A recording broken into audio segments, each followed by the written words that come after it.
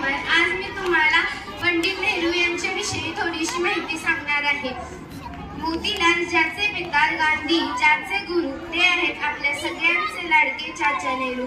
त्यांचा जन्म 14 नोव्हेंबर 1889 या दिवशी उत्तर प्रदेशमधील अलाहाबाद या ठिकाणी झाला। त्यांच्या वडिलांचे नाव मोतीलाल नेहरू व त्यांचे पूर्ण नाव जवाहरलाल मोतीलाल नेहरू असे होते। त्यांचे वडील प्रसिद्ध वकील होते। त्यांच्या वडिलांच्या इच्छेनुसार ते बॅरिस्टर झाले।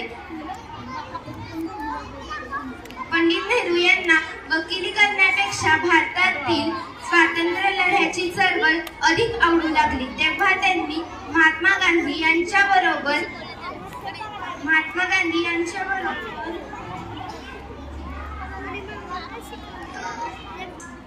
स्वातंत्र्य करण्यासाठी आपले योगदान दिले।